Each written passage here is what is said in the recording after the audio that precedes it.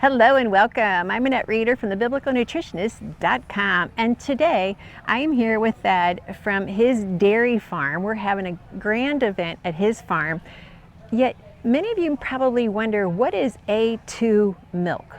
What is it? You've seen it and you're like, I don't know what that is, never heard of that before.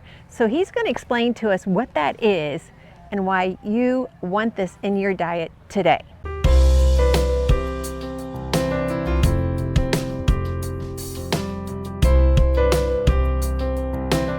So welcome. I'm so glad you joined us on this video channel. Thank you for having me. All right, so tell us, what is A2 milk? So A2 is a genetic predisposition that cows have, or they don't have. They have A1, A2, or A1, A1, or A2, A2. And it actually came from, and this is according to Dr. Woodford, the founder of the A2 organization. His research was that there was a volcanic eruption in Asia and it blacked out the sun, and they actually had snow in July. Wow. In Europe. And what happened is, because there was no photosynthesis, all the calves that were born that year ended up dropping the A2 gene. Now what that means for you as a consumer is the fact that the A2 gene is a complete amino acid.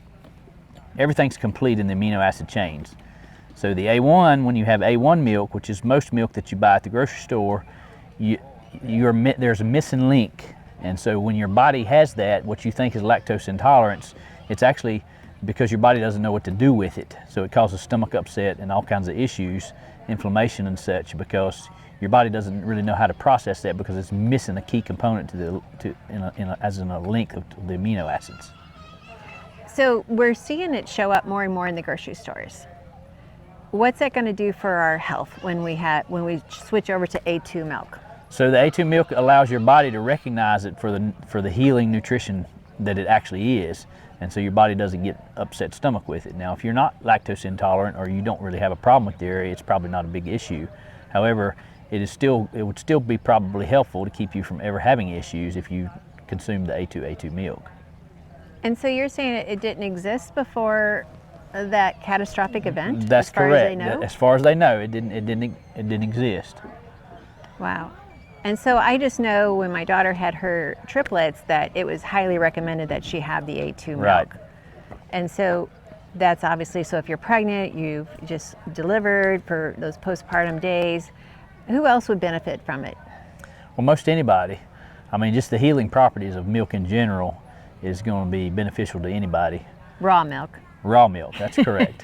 not the processed white liquid. Once it's pasteurized, so one of the other misnomers that people have is even though you might think you're lactose intolerant, you may just very well be pasteurization intolerant. Good because point. What happens is when they pasteurize it, so they heat it, and the fats. Well, one of the things they do to it also, because of the components, they separate all the components and then they put them back together again, and so. Then the whole package is not complete. It's not the way nature produced it, and so our bodies again reject that somewhat, and so we have trouble with that. But if you don't have trouble with it, you're fortunate enough not to have those issues. You can still digest it and do okay with it. But again, the raw milk is so much better than the pasteurized milk. That is so true. Why not just drink it the way God designed it? That's right. And not let man That's decide right. what we can and cannot have. That's right. So beautiful process, super clean against everything that they've tried to say is wrong with raw milk. Right. And it tastes so creamy and delicious. It just is a delight. Well, thank you so much for, one, letting us be at your farm, and two, letting us know even more about the milk. You're welcome. All right.